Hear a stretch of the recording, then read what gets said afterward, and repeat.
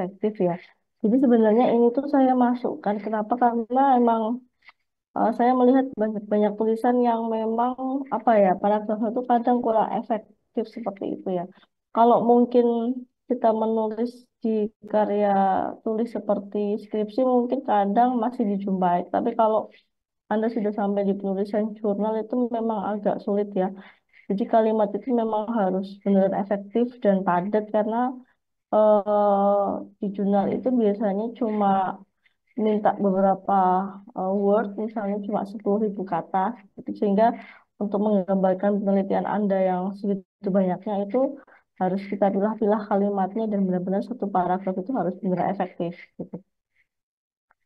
Nah, kita sebut di sini ada karya ilmiah, ada karangan ilmiah. Jadi kalau karangan ilmiah ini benar-benar bentuknya tulisan begitu ya. Karena karya ilmiah itu kan bisa macam-macam bentuknya kan karya ilmiah. Tapi kalau karangan itu benar-benar tulisannya yang kita lebih eh, perhatikan. Nah, di karya ilmiah ini beberapa syarat-syaratnya itu adalah menyangkut sebenarnya dua sih, isi dan bahasa. Jadi isi itu kita berhubungan dengan konten.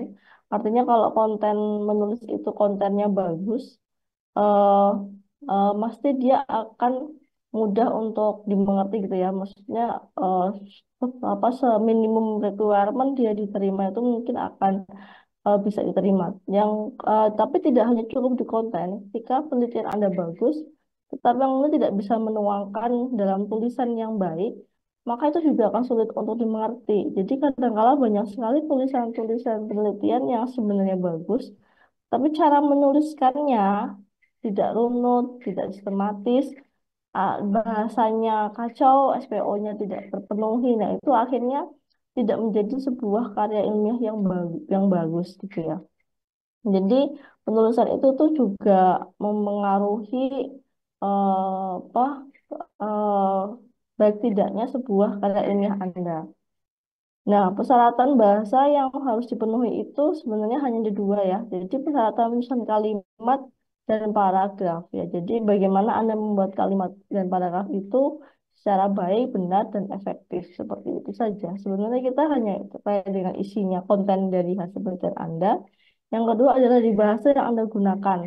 Kemudian yang berikutnya persyaratan bahasanya adalah di kalimat dan di paragraf. Nah, kalau kalimat itu kita dari kalau sapinya kita tahu bahwa kalimat sendiri adalah bahasa terkecil yang mengungkapkan pikiran yang utuh ya. Jadi apa yang sudah ada, yang sudah Anda lakukan itu Anda harus tuangkan ke dalam bahasa dan itu membutuhkan suatu pokok pikiran yang utuh seperti itu. Nah, kalimat yang efektif itu apa sih, Bu? Jadi, mungkin sudah pernah belajar ini, tapi ini saya perlu mengulang lagi sebenarnya karena ini tanggung jawab juga pada hasil karya tulis Anda gitu ya. Jadi kalimat efektif itu dapat diartikan sebagai kalimat yang benar dan jelas. Jadi secara logika dia benar, kemudian secara bahasanya dia jelas gitu. Sehingga mudah dipahami oleh orang lain secara tepat. Jadi banyak sih dijumpai teman-teman itu nulis itu kayaknya tuh pengennya tuh lengkap gitu ya. Lengkap terus tapi nggak jelas, nggak koheren, membingungkan gitu ya. Jadi bahasanya tuh nggak sederhana yang bisa dimengerti orang. Bahasanya itu terlalu panjang, ada yang kekurangan informasi gitu. Jadi seperti itu. Malah apa koherensi antara paragrafnya tiba-tiba pas nulis sampai 5, 1, 2, 3 yang ketiganya tidak koheren, tidak sesuai dengan ide pokok pikiran. Jadi itu jadi menyulitkan membaca untuk memahami tulisan Anda. Nah, kalimat efektif itu satu harus mengandung satuan gagasan. Jadi Anda ketika menulis di sebuah TA ya ataupun apapun ya, TA tulis ya walaupun TA ataupun jurnal, pertama adalah setiap paragraf itu harus mengandung satu gagasan pokok. Jadi setiap kalimat itu harus mengandung satu gagasan. Jadi setiap paragraf satu ide pokok, setiap kalimat itu ada gagasannya. Kemudian mempunyai koherensi yang baik. Antar kalimat itu harus mempunyai koherensi yang baik, artinya kompak. Jadi berurutan. Jadi nggak yang satu lagi, misalnya satu membahas mengenai distribution cost, kemudian Anda memasukkan di situ adalah misalkan hal yang lain begitu ya. bukan distribution cost misalnya apa yang walaupun sama-sama disebut tapi enggak bukan cost yang dibahas misalnya tipe-tipe distribusi. Nah itu kan agak lumayan melenceng jadi harus kompak jadi dia tuh koheren itu artinya kompak saling mendukung satu sama lain begitu ya. Lalu hemat dan efisien gitu. Saya tahu kalau TA itu mungkin tidak ada batasannya mungkin ya. Saya kurang baca panduannya kalau nggak salah ada batasan berapa ratus gitu. Tetapi kalau kita bisa berhemat dan efisien dalam menulis itu lebih baik. Jadi kalimat yang kalian susun itu memang berbobot di setiap paragrafnya itu lebih baik. Kemudian bervariasi. Jadi enggak yang itu aja sebenarnya kan ada kemudian lala, titik kemudian titik kemudian. Nah itu banyak teman sama-sama kemudian. Terus misalnya eh, penelitian ini titik penelitian ini titik jadi kayak berulang-ulang itu juga sebenarnya nggak bagus. Jadi ya harus bervariasi jadi satu kalimat kemudian pindah lagi itu sudah beda lagi cara penulisannya jadi bervariasi kata-katanya bukan bervariasi gagasannya tapi bervariasi kata-katanya memperhatikan EYD mungkin ini banyak yang sudah dilupakan ya untuk yang sekarang mungkin kalau saya kalau mengoreksi ujian itu tidak terlalu saya persalahkan tapi kalau saya mengoreksi di bagian karya tulis itu harus saya perhatikan karena TA Anda nanti kan akan tersimpan di repositori ITERA begitu ya. Jadi nanti baik buruknya itu akan dilihat di situ. Jadi kalau misalnya kita meluluskan mahasiswa yang ambil tulisannya, itu kan kelihatan di situ, oh berarti kualitasnya ITERA seperti itu. Jadi itu yang harus dijaga. Jadi tulisan Anda itu nggak cuma menjaga nama Anda, tetapi nama institusi. Jadi ketika orang membaca itu ya jangan yang membingungkan begitu ya. Membaca itu ya harus yang orang bisa pahami dan sesuai dengan EYD karena Anda kan akademis saat ini gitu. Kemudian menggunakan pilihan kata yang baik, yang itu juga penting ya. Jadi berarti Anda sudah tahu bahwa bagaimana saya harus menggunakan kata-kata pilihan kata yang baik, yang sesuai dengan mendukung hasil-hasil penelitian Anda seperti itu. Terus berikut cara apa tuh? Menyusun kalimat efektif ya. Saya menyusun kalimat efektif yang pertama adalah berikan satu kesan pokok dan koheren ya, mengandung satu ide pokok. Jadi satu kalimat itu mengandung satu ide pokok. Saya mau ngomong tentang apa nih di paragraf ini misalnya. Jadi itu harus semua ke situ gitu, runut gitu ke situ. Jadi nggak orang lain. Itu adalah pendapat sumber dan predikasi secara ekspresi dan tegas. Jadi ketika kita nyari subjek predikatnya itu bisa dicari gitu. Oh ini subjeknya ini predikatnya ini kadang-kadang Anda banyak subjek tapi tiba-tiba nggak ada predikat gitu ya. Sebenarnya kalau kata keterangan, jadi kadang-kadang bisa di situ. Kemudian subjek dan predika itu mempunyai hubungan yang erat, ya. Jangan terlalu jauh. Ini juga penting ya. Jadi apa? Misalnya gini, orang yang memakai baju yang yang jadi itu masih subjek tuh, yang terus yang ini gitu-gitu kan. Harusnya lugas aja. Misalnya orang memakai baju kuning menggunakan jadi yang ini jadinya nggak jadi kalimat gitu. Jadinya dia jadinya hanya subjek aja seperti itu terus keterangan diletakkan secara tepat ini juga penting bagaimana memilih keterangan jadi keterangan itu ya digunakan sewajarnya seperlunya begitu ya terus tanda baca harus benar jadi titik komanya itu sangat harus diperhatiin gitu Eh,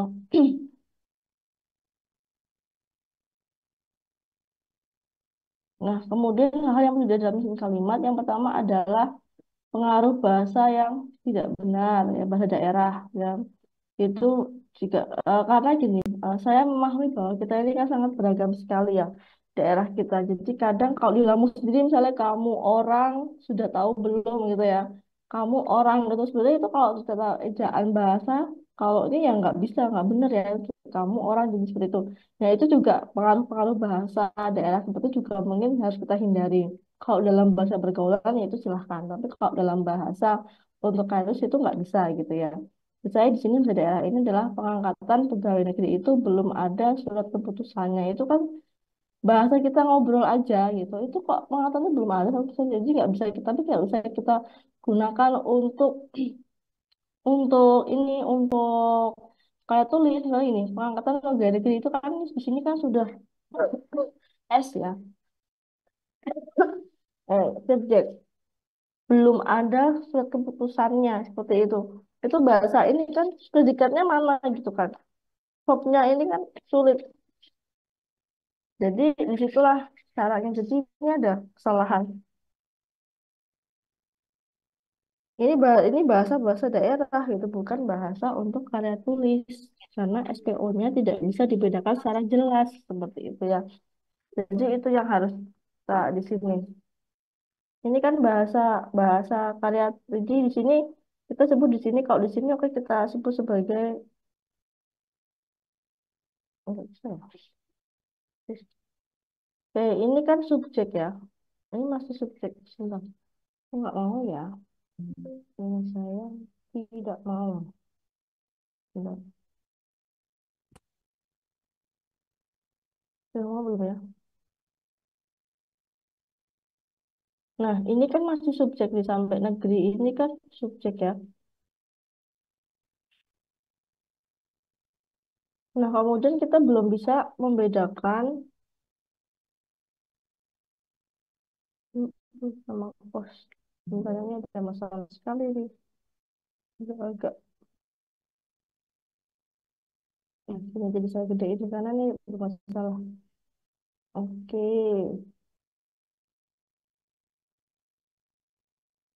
Nah, ini kan subjek ya. Kemudian belum ada. Nah, ini sih ini bahasa. Ini bahasa daerah nih, bahasa bahasa kita ngomong sehari-hari gitu ya. Jadi ini harus diganti dengan satu huruf tertentu begitu yang dapat nah, surat keputusannya. Nah, ini seperti ini juga nggak benar ya. Jadi eh di sini kita tidak bisa apa namanya tidak bisa digunakan sebagai sebuah kalimat yang benar karena ini seperti orang ngomong bahasa sehari-hari aja seperti itu. Nah, misalnya penganggap pegawai negeri itu eh, tidak belum menggunakan surat keputusan gitu ya. Seperti itu misalnya seperti itu. Ini kan bahasa ngomong saya. Jadi teknologi Jepang jauh lebih maju dari kita. Nah, ini juga nggak bisa ya. Jadi ngomong kita itu nggak boleh digunakan dalam karya tulis ya. Jadi saya pun tidak boleh. Misalnya saya itu nggak boleh. Jadi kami itu nggak boleh. Jadi peneliti. Biasanya mungkin kalau terpaksanya kalian harus menggunakan itu, misal mungkin bisa ngomong peneliti ya. Peneliti gitu. Kalau di bahasa Inggris itu masih boleh we use gitu boleh. Tapi jarang, maksudnya jangan banyak. Kalau mendingan kalau daripada itu mending kalian langsung ngomongin ke di study atau penelitian ini menggunakan penelitian ini apa menginvestigasi penelitian ini mengobservasi. Jadi nggak usah ngomong saya atau kami atau kita itu nggak boleh. Jadi paling nggak ya udah pakai aja misalnya penelitian ini bisa karena kalau saya lihat di judul itu ya ada sih yang ngomong we assert gitu ya, we investigate, tapi kebanyakan jarang. Tapi yang paling unik kalau saya lebih senangnya di study misalnya gitu, di study kalau kalau misalnya di sini berarti penelitian ini gitu ya, itu aja, itu aja. Jadi penelitian ini, studi ini gitu ya. Jadi ini gitu aja. Jadi nggak usah pakai ganti orang.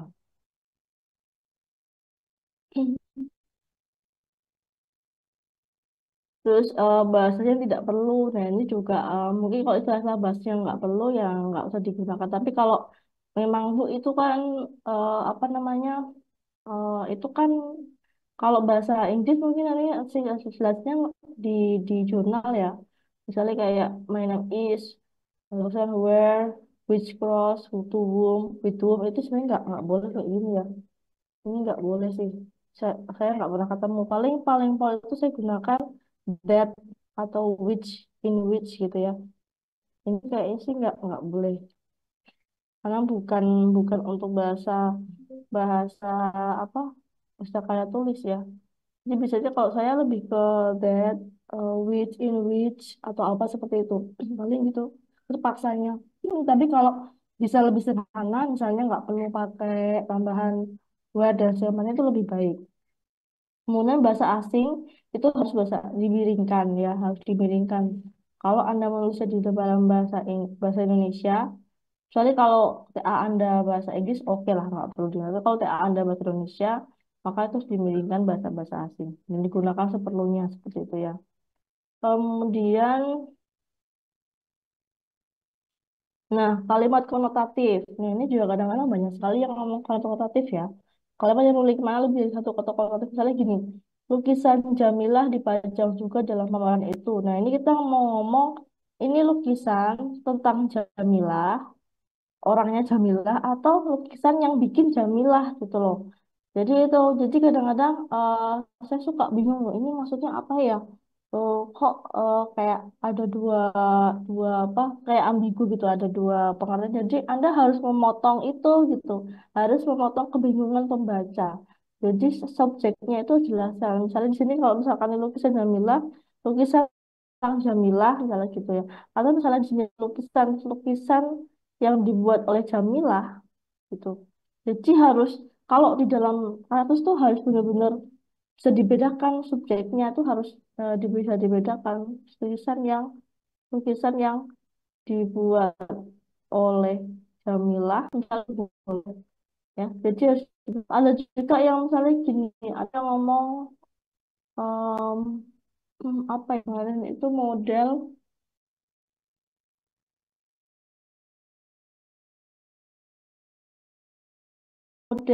industri gitu ya.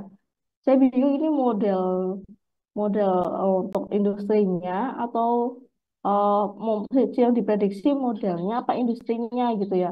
Oh ternyata maksudnya itu adalah model prediksi gitu ya. Oh jadi kembali jadi model prediksi untuk industri. Nah itu jadi kemarin saya nemunya seperti itu. Jadi apa namanya membingungkan itu harus jelas subjek itu harus jelaskan ini orang tuh nggak bingung baca tulisan Anda. Kemudian di sini garasi mobil yang mewah itu suatu jadi garasi mobil yang mewah itu apa mobilnya apa garasinya gitu ya. Jadi ini mau dipilih yang mana yang mewah itu mobilnya atau yang mewah itu garasinya gitu. Yang mewah itu yang mana nih gitu. Itu jangan sampai membingungkan ya. Di kartu itu benar-benar ini tuh diperhatiin banget, diperhatiin sekali. Cara Anda menuliskan itu diperhatikan sekali. Oh, sorry. Ya.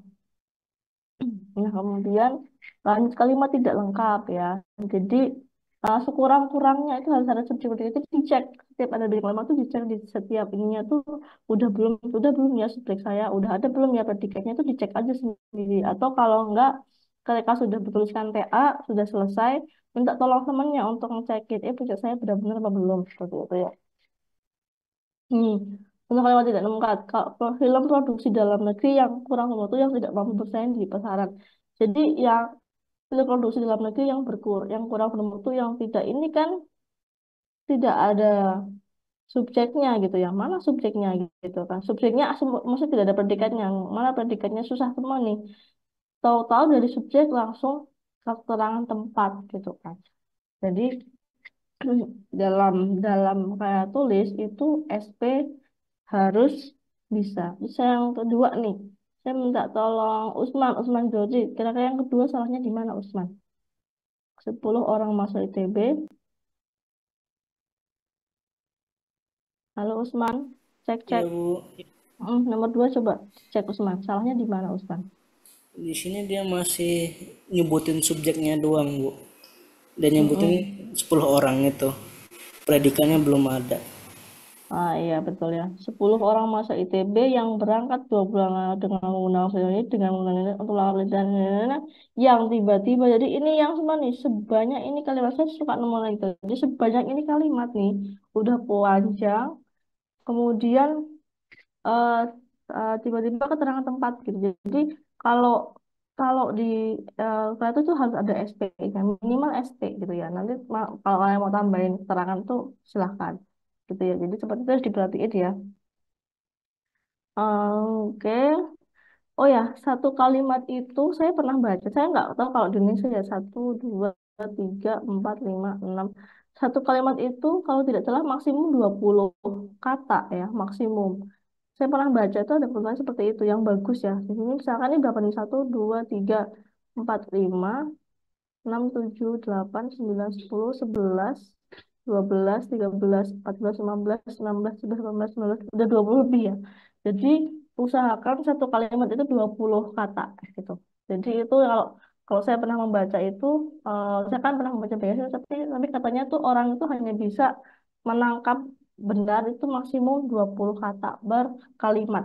Jadi di sini kalau ini masih misalnya eh, masih di bawah 20 itu masih oke. Tapi kalau udah 20 lebih itu terlalu panjang. Ya diusahakan. Kalau mungkin ada yang bisa lebih-lebih dikit ya udah apa yang namanya diusahakan. Lebih dari 20 kata, satu kalimat. Kemudian kata-kata mubazir atau pleonastis ya. Di sini kata-katanya itu berlebihan. Misalnya banyak kegiatan-kegiatan. Nah, ini kan nggak usah. Nanti kegiatan-kegiatan itu udah banyak loh. Ya ini udah plural. Jadi nggak usah lagi di sini ya mungkin banyak kegiatan yang mereka jadi ininya nggak mungkin nggak perlu gitu ya. Jadi harus dipilih ya. Nah, tindakan manajer itu terlalu keras sehingga ini tipo akibatnya menyebabkan, nah ini juga ya, jadi hindari kata-kata redundant seperti itu ya. Jadi, jadi di sini sehingga menyebabkan akibatnya ya, ini pokoknya sehemat mungkin di sini ya. Jadi sini masalahnya di sini. Kemudian kata yang sama maknanya, oh sorry,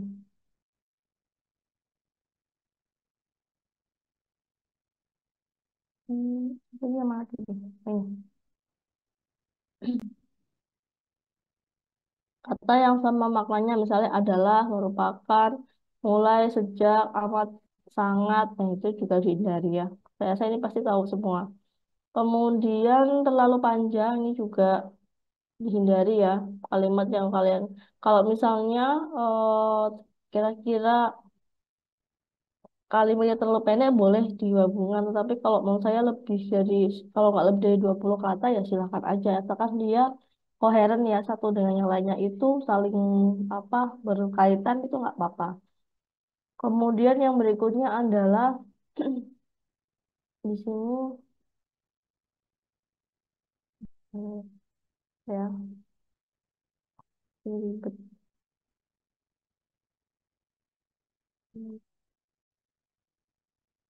Saya ribet banget ya.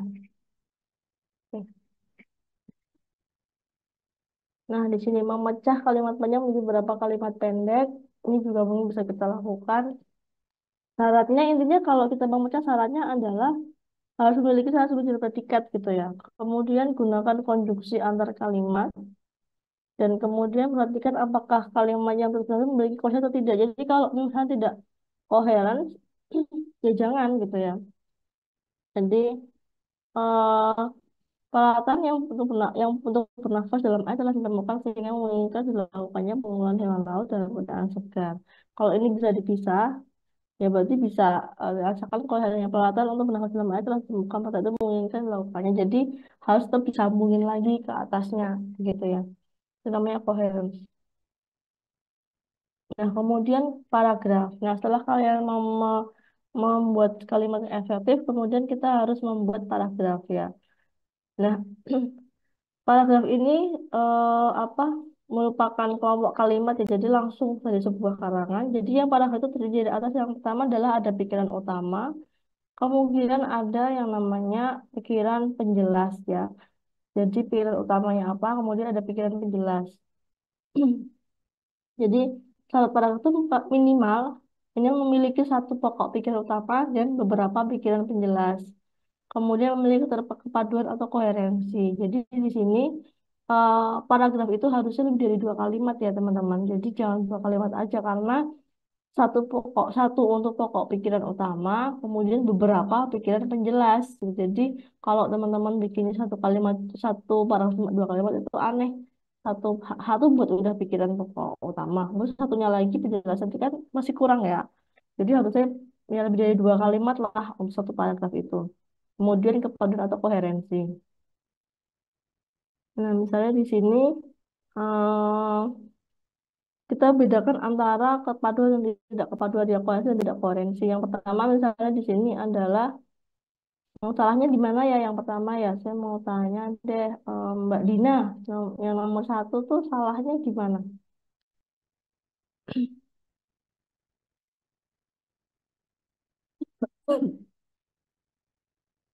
Kalau Mbak Dina Nindasari,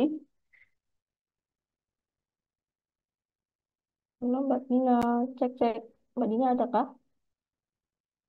Mbak Gina Ninda. Menurut menurut saya itu kata pada di kalimat ketiga itu seharusnya tidak ditulis setelah tanda titik sih Bu. Oke, yang ketiga ya, satu, dua, tiga ya. Iya, pada malam hari itu seharusnya pada itu tidak di awal kalimat gitu Bu. Oh, oke ya. Terus apa lagi? Ya itu salah satunya boleh. Apa lagi?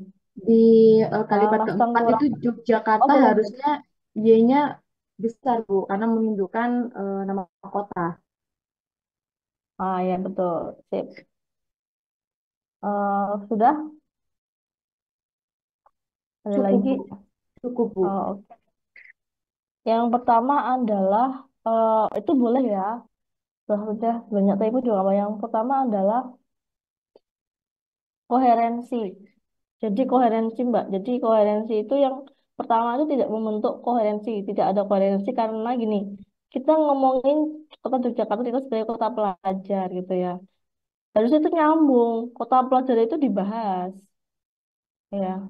Hal ini karena Jakarta memiliki banyak universitas misalnya gitu kan. Ini enggak tiba-tiba dia dari kota pelajar, tanah Jogja sangat subur, sangat nyambung tuh. Yang kita hingga mau kota pelajar nih gitu. Yang lainnya dia harus nyangkut di kota pelajarnya. Yang ini nggak dibahas di kota pelajar itu apa. Jadi ini kan sebagai deduktif nih. Ini sebagai kalimat yang pokok pikiran utama. Nah, tapi ya, kalimat-kalimat yang lain dukung pokok pikiran utamanya. Nah, itu masalahnya di situ juga ya. Salah satunya masalahnya di situ. Jadi makanya ini disebut sebagai kalimat tidak padu ya, tidak koheren. Karena apa? Kita tuh lagi ngomongin Jakarta sebagai tiba-tiba yang lainnya. Hmm, ini ya, kota pelajar.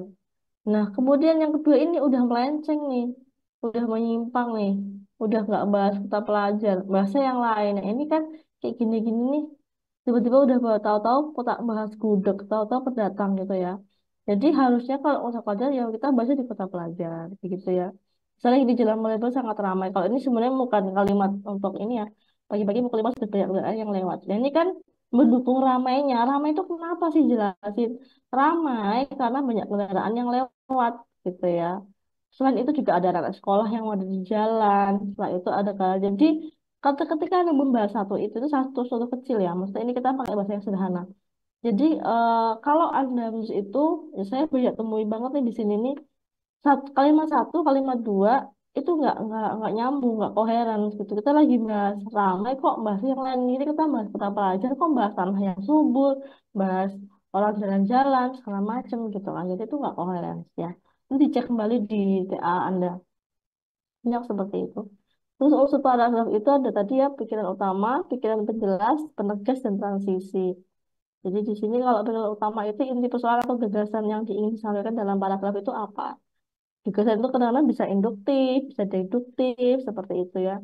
Kemudian kalau pikiran penjelas berarti yang menjelaskan pikiran utama kita tadi, ya kalimatnya itu harus mendukung pikiran utama yang tadi, seperti itu ya.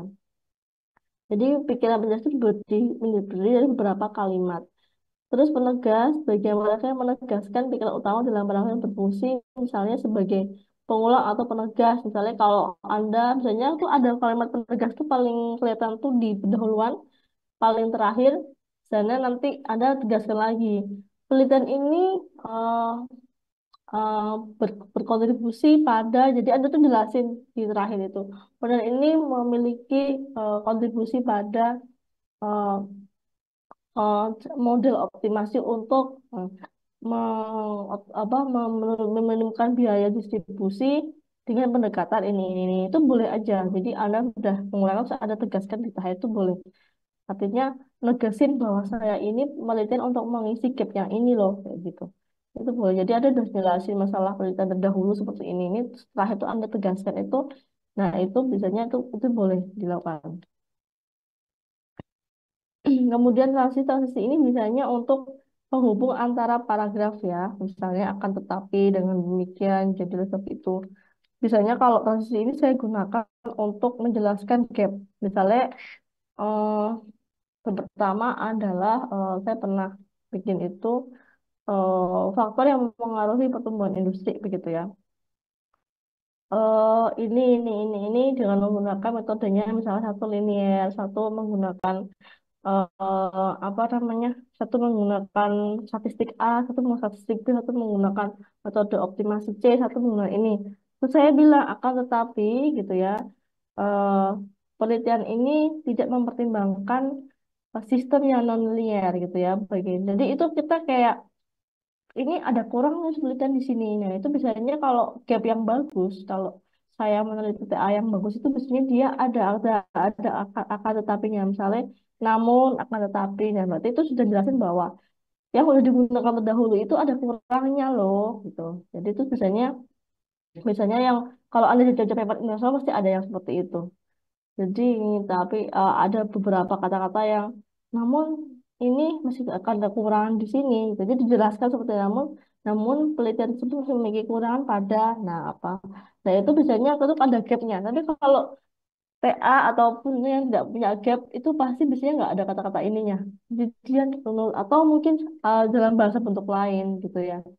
Bacaan tersebut memiliki kekurangan pada misalnya itu juga boleh. Tapi kalau nggak ada bahasa itu misalnya saya, wah lah ini di mana gapnya? Soalnya ini penelitian ya, yang ada kerjaan itu penelitian, bukan Anda itu sudah bukan sedang eh, menjiplak 100 orang. Anda bukan sedang membuat isai, tapi Anda sedang membuat penelitian. Jadi bedakan itu. Jadi harus ada sesuatu kebaruan. Baruan itu nggak harus semua baru tuh enggak gitu ya. Kemarin saya sudah jelaskan berkali-kali ya.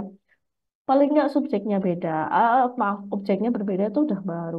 Metodenya ada ditambahkan itu sudah baru gitu ya.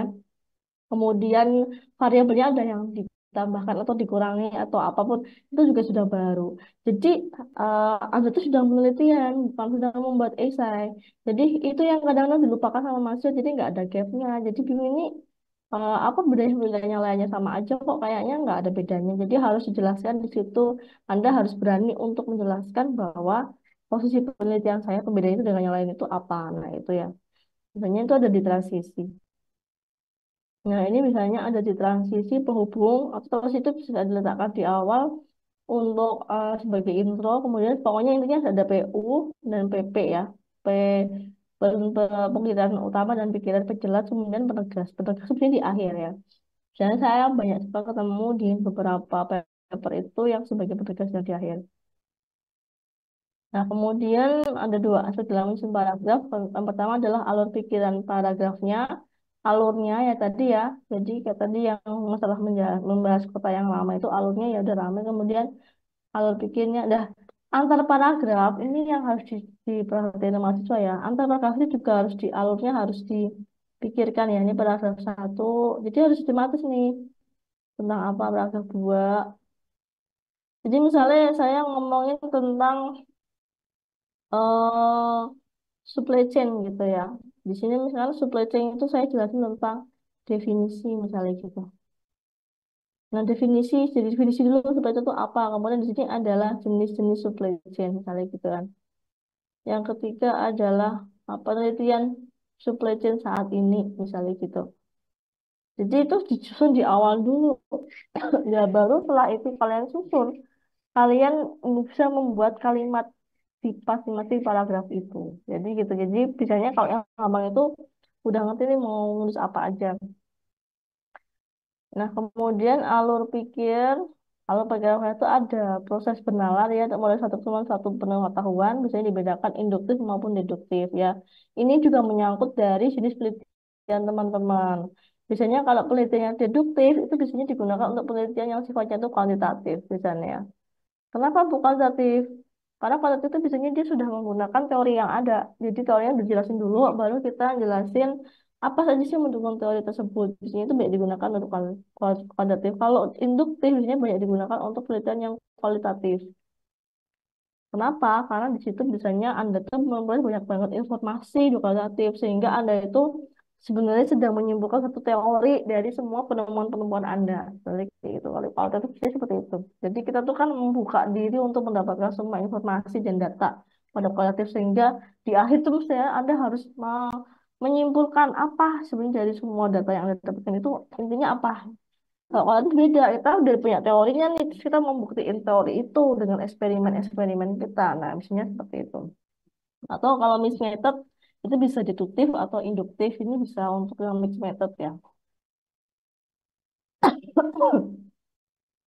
Jadi seperti itu ya. Kemudian, tapi nggak, tapi ini pasti bisa seperti ini. Rata-rata seperti itu.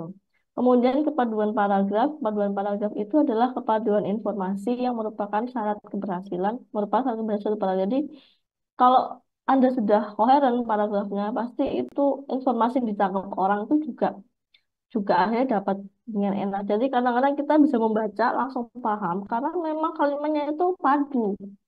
Jadi pembaca yang menangkap itu juga akhirnya tidak bingung gitu. Jadi tidak bingung karena keterpaduan tadi ya. Jadi koherensi kita sebut.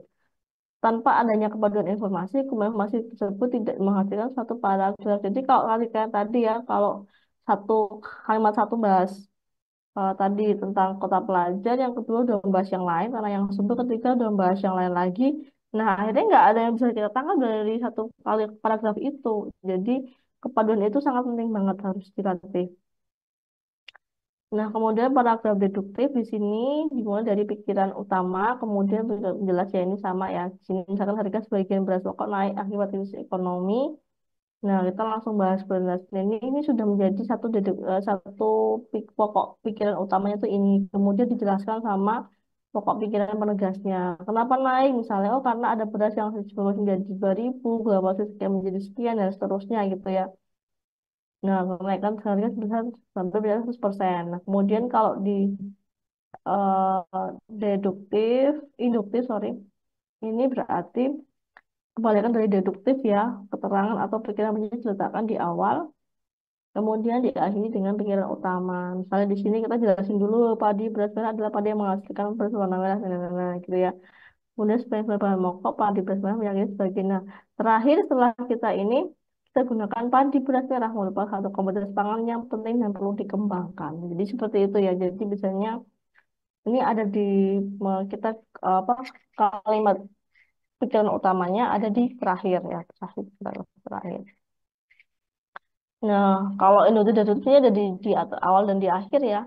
Jadi kita ada penegasan, ada di awal udah dikasih, di akhir juga kita kasih lagi. Nah, di sini ya. Terus sumber-sumbernya. Jadi sumber-sumber ini penting ya, ingat hati-hati ketika Anda satu boleh seperti ini, misalnya Sukarjo 2001 berarti artinya Anda mengkutip aja seperti ini. Jadi hati-hati ya kalau mengkutip itu jangan benar-benar plek ketiplek sama tulisannya. Saya takutnya nanti Anda nggak lulusnya itu pas eh, dicek itu kan nanti kan dicek pakai Turnitin kan untuk mengetahui seberapa besar similarity-nya. Nah, kalau misalnya lebih dari 20%, misalnya itu ditolak. Anda harus diulangi lagi. Jadi kalau Anda mengutip karya orang, itu pakai parafrase. Artinya gunakan bahasa bahasa yang mirip seperti itu gitu ya. Memparafrase. Jadi eh, jangan sama plek-ketiplek dari situ. Misalkan Anda dapat jurnalnya, terus Anda copy paste ke penelitian Anda. Nanti Anda bisa bisa tinggi banget similarity index-nya. Jadi ya pakai bahasa yang lain yang bisa mengartikan itu. Artinya tidak mengubah makna dari apa yang Anda kutip. Jadi tapi harus gunakan parafrase ya. Ini saya tekankan di awal karena biasanya nanti ada pengecekan Turnitin. Jadi kita tuh sekarang udah mulai agak strict dengan TA ya. Zaman saya pun sudah ada gitu ya. Cek Turnitin kalau lebih dari 20%. Berarti ini karyanya penuh plagiarismenya tinggi nanti. Jadi harus harus diparafrase meskipun andai tapi diparafrase yang tidak mengubah makna, maknanya harus sama. Jadi cara citasi itu bisa seperti itu ya. Statistik bisa seperti ini. Anda tuliskan dulu apa dari kutipan tersebut gitu ya. Kemudian suka jadi atau misalnya seperti ini ditemukan oleh Prayitno gitu ya. Menurut Prayitno itu juga boleh ya. Setelah mempunyai potensi. Jadi kalau udah mau seperti ini ya nggak usah di ini lagi, nggak usah ditambahin. Kan ada yang dia pakainya angka 2 gini ya nggak perlu. Jadi seperti itu ya. Oke, jadi itu sih di sesi ini ada yang mau share screen nggak untuk dicek kayak tulisnya? Satu paragraf atau dua paragraf aja. Ada nggak yang mau share screen? Nanti kita liatin contoh-contoh apakah sudah benar apa belum. Silakan kok mau ada yang share screen pengen dicek kalimatnya saya sudah kodean belum ya gitu buat belajar bersama.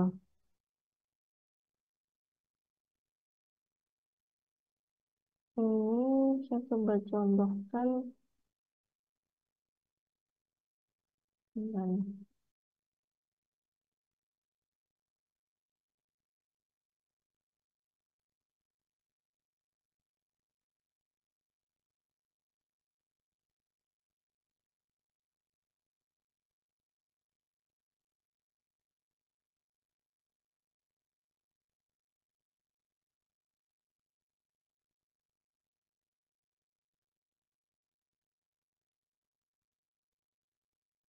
tapi belum tentu benar ya kadang itu juga belum tentu benar teman-teman yang sertifikat sudah ada tuh kadang saya juga merasa waduh kok banyak sekali nih yang masih kurang-kurangnya gitu.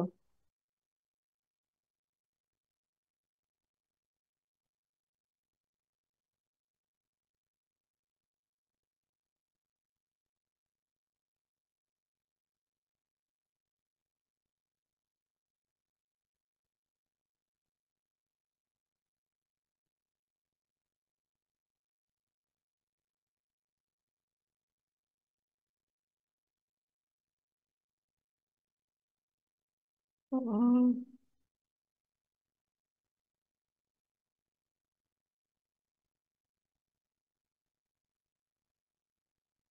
Nah, ini saya contohkan satu deh ya, contoh kalimat yang mungkin lumayan, walaupun nggak sepenuhnya benar sih.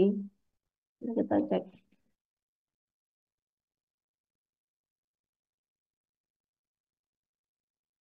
Contohnya ini ya, jadi pendahuluan bab satu latar belakang, gitu kan. Bentar ya, bentar ya.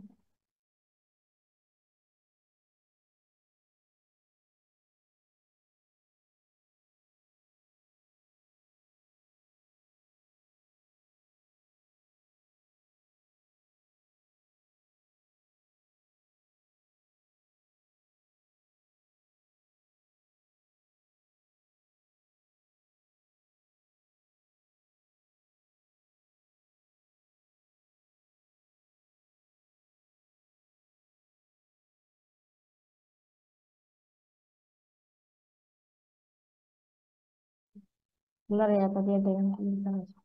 Oke ya, di sini misalnya ini ya, kita lihat di pendahuluan di latar belakang gitu ya. Dia bahas tentang teknologi retail.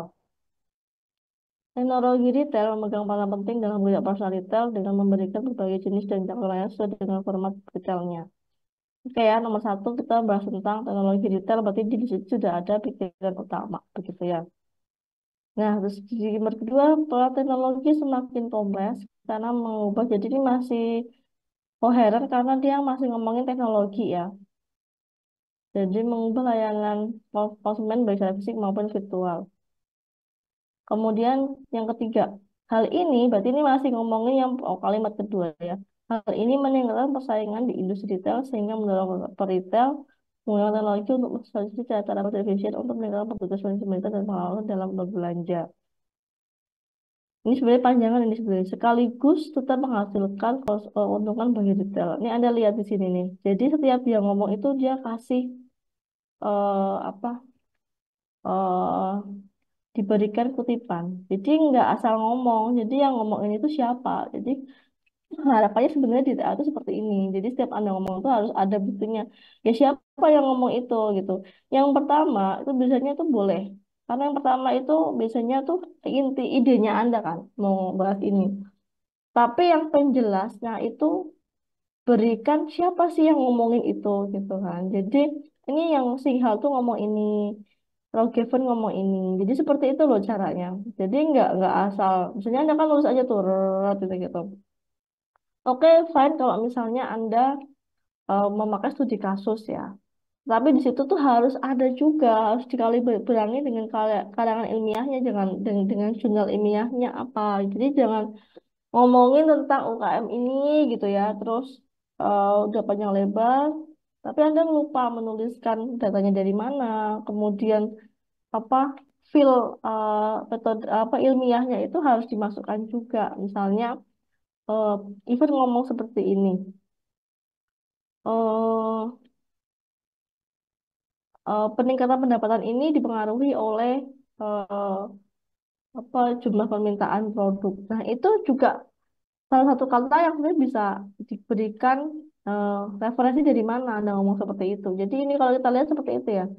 Jadi di sini dia ngomong ini, tapi dia berikan, oh kalau mau karena ini ide yang diberikan sama penulis. Kemudian kalimat kedua ini kalimat-kalimat penjelas. Nah, yang menjelaskan ini siapa sih yang menjelaskan ini ada sisi hal, ada Raveven, ada ini maksudnya yang disebut dengan kalimat tiga terus. Jadi kita tuh nggak sembarangan ngomong, tapi benar-benar diberikan apa referensinya kutipannya. Siapa sih yang ngomongin ini gitu ya? Walaupun di sini tiba-tiba membahas pandemi, tapi ya mungkin ini masih masih koheren karena dia pandemi COVID yang terkait dengan proses adopsi teknologi digital. Mungkin harusnya dia terus adopsi retail ini dipengaruhi oleh kita juga boleh sih harusnya. Tapi yang udahlah ya. Kalau di sini adopsi teknologi telah muncul menunjukkan smart retail sebagai smart retail dan seterusnya ini. Ya sebagian atau misalkan ini juga sebenarnya boleh, tapi kalau misalkan di halaman pertama itu nggak ada kutipan itu nggak apa-apa karena kan itu masih punya pikiran Anda gitu ya.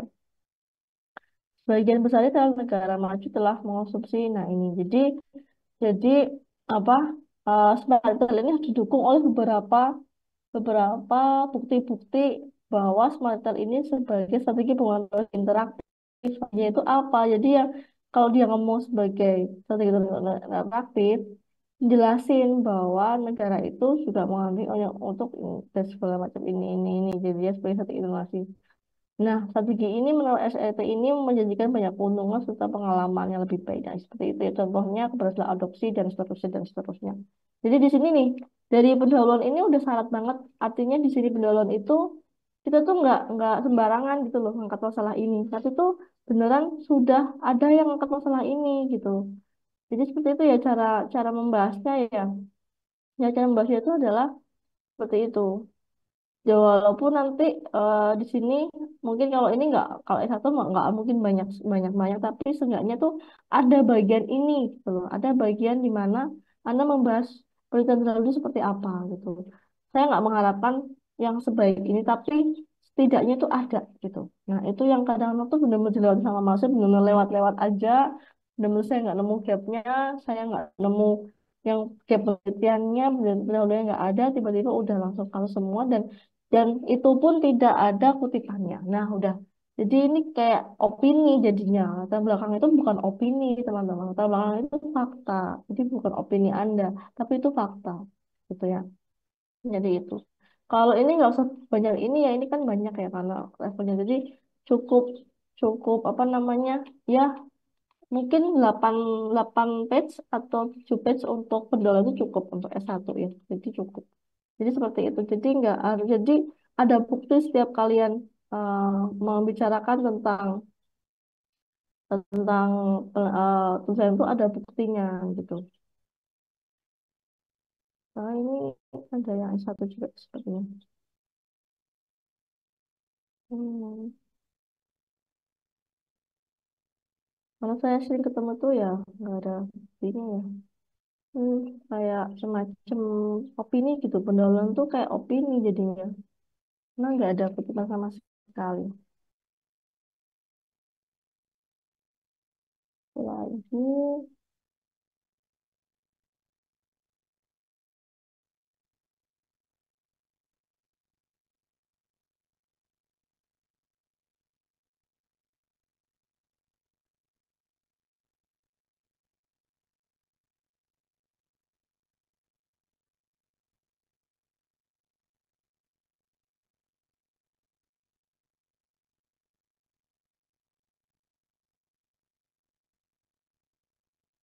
ini saya tunjukkan satu jenis eh, TA ini tegas akhir, ya walaupun sedikit tapi ada gitu ya.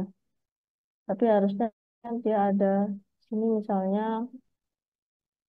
ini bukan yang bagus banget sih, cuma paling enggak itu dia sudah di TA ya, TA mahasiswa tentang pemodelan.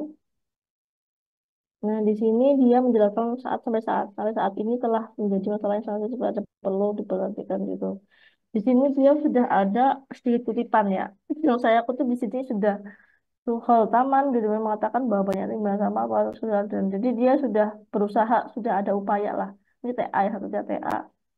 Dan di sini yang putus dia memberikan data di sini dan ini harus dipanggil ya. Setiap gambar tuh dipanggil. Jadi kalau di sini ini berarti ini harus ada. Jadi setiap pembahasan itu harus ada pemanggilan nama gambar, nama tabel itu harus ada. Kemudian di sini sudah ada lumayannya karena sudah ada dia apa em, kutipan. Jadi Purnomo mengatakan bahwa nah, gitu ya. Kemudian data-data sedikit, ini juga harus ada data ini wajib banget ada sumbernya. Nah, tabel ini harusnya dia, menurut saya ini harusnya tabel 1.2 gitu ya, dipanggil. Jadi ini harus dipanggil nih. Ada masalah di sini sih, harusnya di sini, harusnya tabel, harusnya ini di tabel, atau sebetulnya dia permasalahan di sini. Jadi ada salahnya. Oh, ini sudah dipanggil sih. Oh, yang sini, yang di 1.1 ya harusnya. 1.2. Ada tipe di sini ya. Titik 1 di sini aja dipanggil. Di sini pokoknya harus dipanggil ya tabel-tabelnya. Kemudian baru dijelasin permasalahannya di mana gitu ya. Jadi sudah ada usaha untuk menjelaskan eh, kutipan-kutipan terdahulunya. Seperti itu ya. Jadi itu sih. Oke, ada pertanyaan sampai sini? Silahkan jika ada pertanyaan.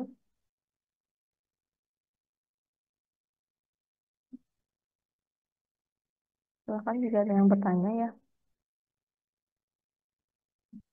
Kalau tidak kita lanjut ke mini seminar. Ada ini siapa ya jadwalnya? Yang kemarin masih kurang ya? Jadi yang kemarin, silahkan kalau yang kemarin ada yang belum. Yang kemarin itu baru 2 orang. Kemudian hari ini tuh sebenarnya ada beberapa. Hmm.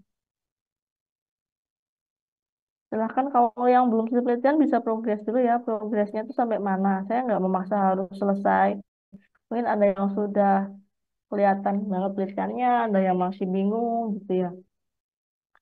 Yang kemarin itu baru Dava Rizky sama Putri Anjani ya. Hafiz Rafi, Hafiz Zatul Rahma untuk yang kemarin hari ini nanti ada Petra itu dari kelas ini ya. Kayaknya Anindya ya. Anindya, Vicky, dan Rizky Farel. Yuk silakan yuk. Siapa dulu yuk? Mungkin yang kemarin masih ada yang belum tuntas siapa? Hafiz Rizky ada. Hafiz Zatul Rahma berarti ya.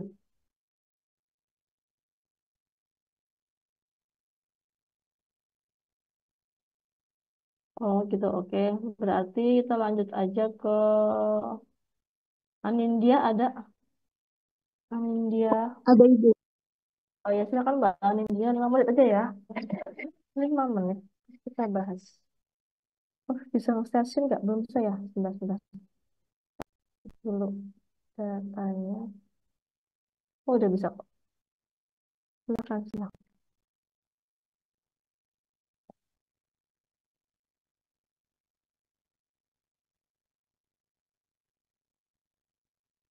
Hmm.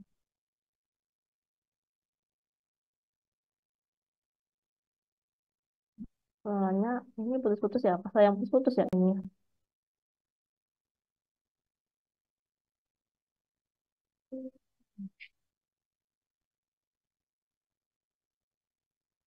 Udah nggak?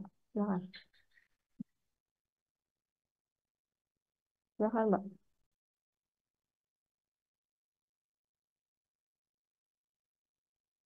Waalaikumsalam. Hmm.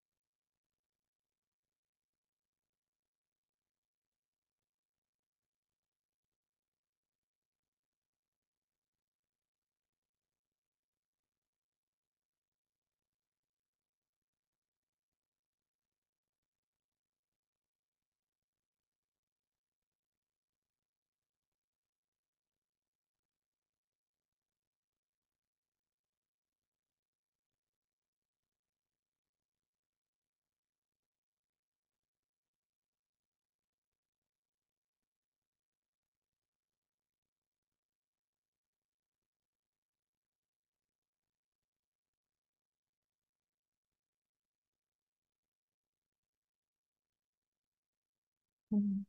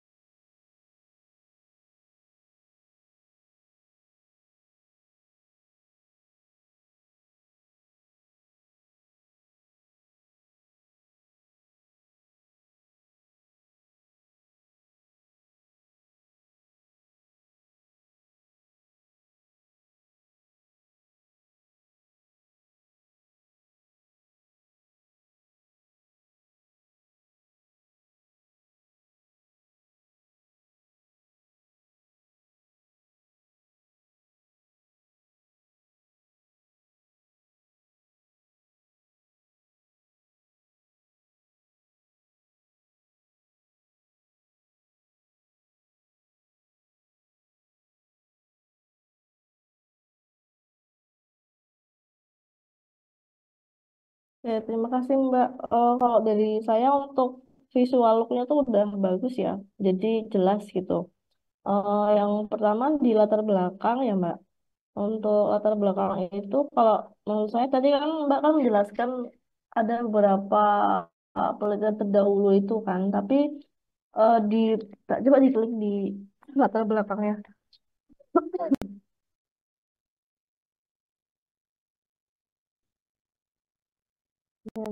Nah di sini. Nah harusnya tadi pas dijelaskan tuh saya tadi dengar bahwa menurut ini absennya kebutuhan stok saat ini kata. Nah ini sebenarnya bisa dikasih kutipan Mbak. Ini siapa yang ngomong ini gitu. Ya. Kayak tadi kok jelas, jadi dikasih aja di situ. Jadi memang kita itu nggak bisa jauh dari berita sebelumnya. Jadi memang ya kasih aja di situ kutip aja siapa yang ngomongin itu gitu. Dan ini, nah yang terakhir ini bagus ya. Jadi sudah ada penegas bahwa penelitian ini melengkapi studi sebelumnya dengan menawarkan pendekatan fleksibel. Nah ini satu penegas. Dan ini menurut saya ini harus ditiru sama yang lainnya ya. Jadi kita berikan penegas di akhir itu bahwa penelitian kita itu mau ngapain sih, berkontribusi apa sih. Nah itu yang kita tegaskan di situ dan untuk mengisi di gap penelitian yang mana. Nah, itu kita tegaskan di situ. Oke, terus berikutnya eh eh, sebenarnya sudah saya menghargai karena sudah menggunakan penyelesaian teori ya yang memang dari teorinya orang tersebut. Nah, tapi mungkin itu tadi apakah itu semua digunakan, Mbak, teorinya tadi itu ataukah tidak? Kalau itu ada yang nggak digunakan, ya nggak perlu semuanya ditampilkan sejarahnya. Tapi kalau semua digunakan, monggo aja. Tapi kalau tadi digunakan semua, ya silahkan. Tapi kalau misalnya kita langsung aja ke teorinya siapa, itu langsung kita gunakan, itu aja sebenarnya kalau mau dipersimpel. Tapi kalau tadi yang semua di tadi digunakan, ya nggak apa-apa, monggo aja. Terus, nah setiap rumus nih, nah tadi ada rumus ya, coba klik di page yang ada rumusnya tadi. Ada rumusnya, gimana ya? Di tinjauan pustaka kalau nggak salah. Oh, nah, iya ya. Nah, terus ini yang pakai rumus tadi Mbak, itu gunakan, tolong berikan keterangan ya Mbak. Itu kan ada sintaknya tuh. Nah, ini tolong dikasih keterangan L itu apa, CSL itu apa, kasih keterangan. Nah, di sini nanti kasih keterangan ya SS itu apa gitu. Jadi rumus di sini sudah keterangan. Terus itu, terus kemudian yang motif penelitian, saya rasa nanti dibaca lagi ya Mbak. Maksudnya ini sudah lumayan oke gitu ya. Satu pastikan bahwa domain tidak terakhir yang motif penelitian. Motif penelitian, motif penelitian ini udah oke. Cuma nanti pastikan bahwa yang di tujuh bulan ini nggak ada yang redundan, yang pertama. Yang kedua adalah ini tolong nanti dibanyakin lagi bacanya. Soal ini kan baru 2, 3, 4, 5. Jadi baru 5 belum bisa ya Mbak. Nanti tambahkan lagi ya membaca dengan pustakanya. Gitu ya.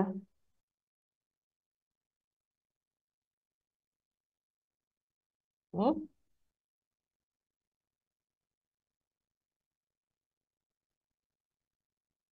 Mm-mm.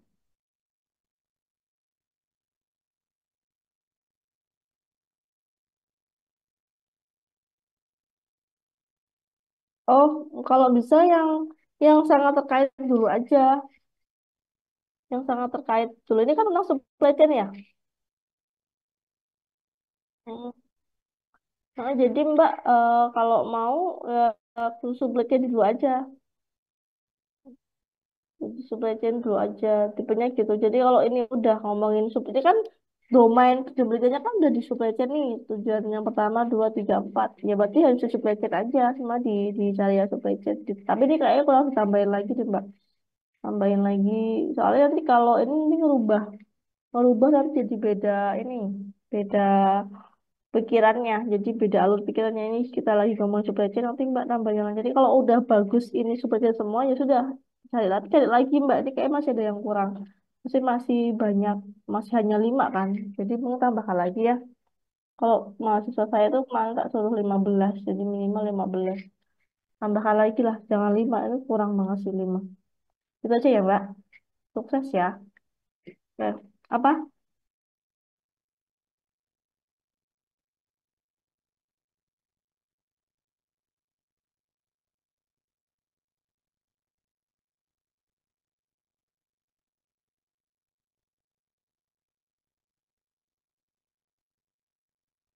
Oh, jadi ya ya ya. Ya.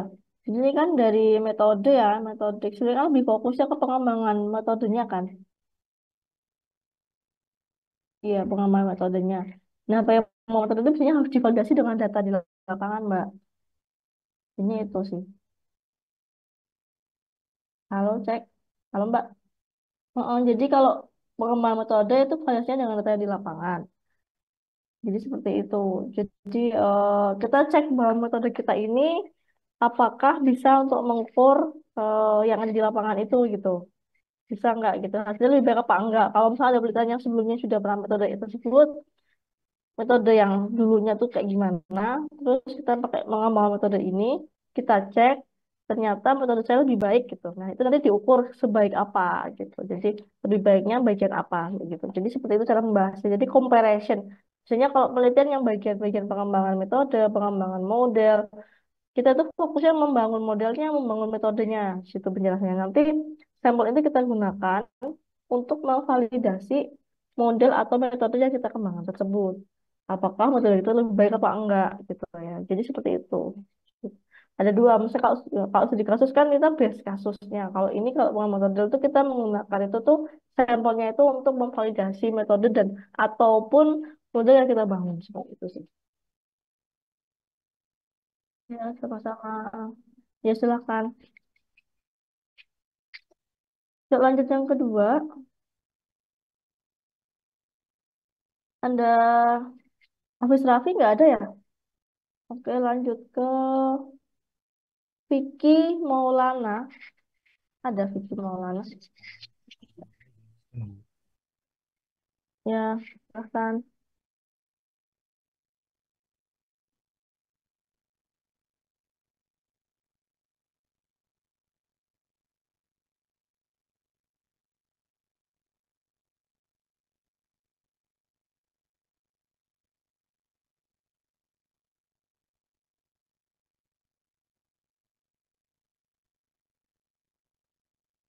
Ya, sudah terlihat. Silahkan Mas Vicky. Baik Bu, sebelumnya Assalamualaikum warahmatullahi wabarakatuh. Waalaikumsalam warahmatullahi wabarakatuh. Hmm. Jadi pada kesempatan kali ini saya Fikri Kurniawan dengan NIM 1211030 akan mempresentasikan hasil dari mini seminar yang telah saya kerjakan dengan judul rancangan pengukuran kinerja supply chain dengan menggunakan framework SCORE 14.0 melalui metode Weight Natural Network pada CVXYZ. Kan? Baik, untuk latar belakang permasalahan dari penelitian saya angkat adalah di sini CVZ mengalami kesulitan dalam baku seperti silikon, nitrogen dan pinosolan. Hal ini dikarenakan ketidakmampuan pemasok untuk memenuhi permintaan mendadak tanpa adanya perencanaan permintaan tersebut. Dan yang kedua adalah pengelolaan bahan baku yang tidak optimal dan kurangnya sistem rantai pasok, di mana di sini proses pengadaan masih dilakukan menggunakan metode secara manual tanpa adanya komputasi ataupun sistem komputasi yang profesional. Kemudian ketidakmampuan pemasok dalam memenuhi bukti permintaan dan harga bahan baku pemasok otomotif yang cenderung lebih mahal dibandingkan harga bahan baku pemasok tetap. Dan berikut ada data permintaan dan pemenuhan bahan baku yang mana bisa kita lihat pada bulan Februari Maret di sini kosong, yang Tuh. berarti di mana pemasok tidak dapat memenuhi permintaan dari uh, CVXYZ. Kemudian untuk rumusan masalah yang saya terapkan pada penelitian ini adalah yang pertama, berapakah nilai performance